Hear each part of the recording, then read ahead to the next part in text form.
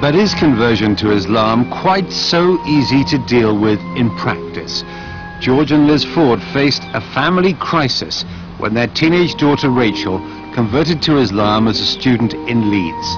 Well, when I was at school, we didn't have religious education into other religions. It was just Christianity. So unfortunately, my understanding of other religions was very poor.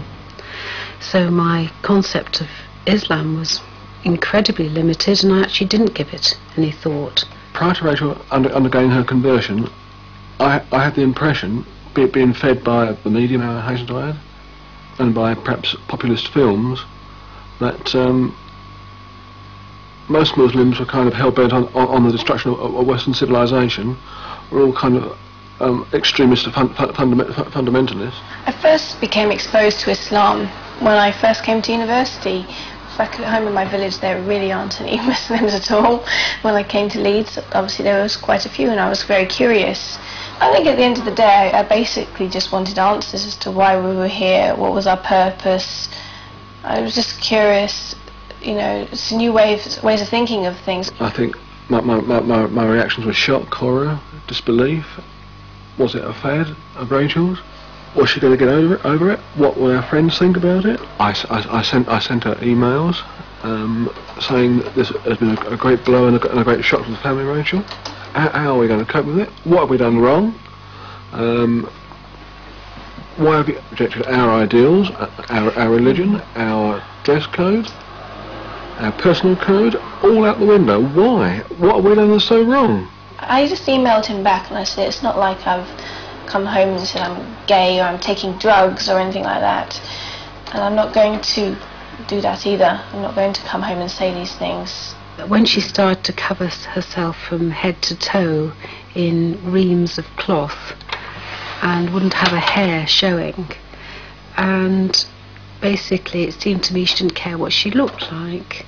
If I was to take the hijab off tomorrow and walk out in the street with my hair loose, my mother would be dancing in the street. She'd be very happy because she doesn't want me to hide. She feels like, I guess she feels I'm hiding behind it, but I'm not. I actually feel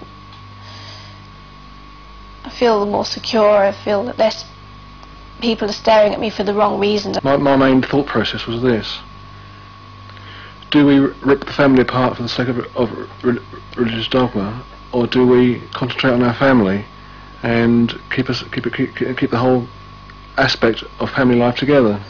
We formed the point of view that the best line of action was to take was that we loved our daughter so much that we were prepared to not lose her and to accept her standpoint and her religious beliefs.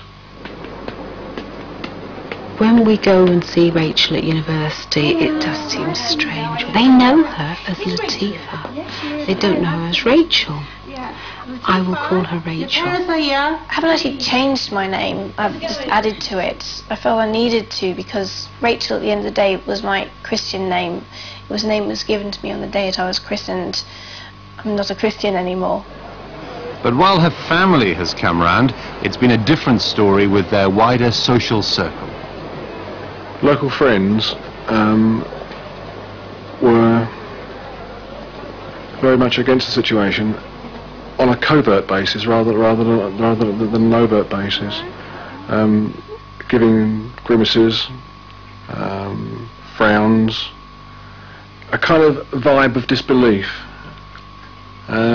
Colleagues, we are, I believe, locally respected people. They were very polite, but they were polite for our benefit and not for the benefit of Rachel.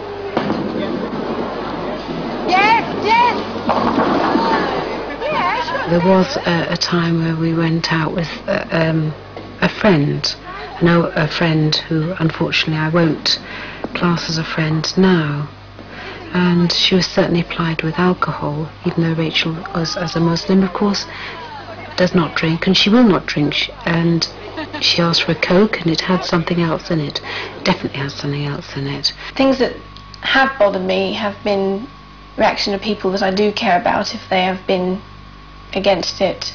When there was a family event a while back where I did feel that I was snubbed. I felt that my family was neglected as well because of me and what I had done. Frankly, this has now given me a very great insight into how minorities must feel. I've never been a minority. I've always been a majority, and to be on the other side of the fence has been a very cursory experience for me.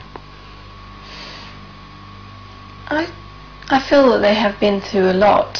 I mean, it's a huge shock for them to have a daughter who's decided to change to a religion that they would see as so totally different to their own, even though it isn't, and they do understand that now. When Rachel did change and reject a lot of what we stood for, why was it our fault?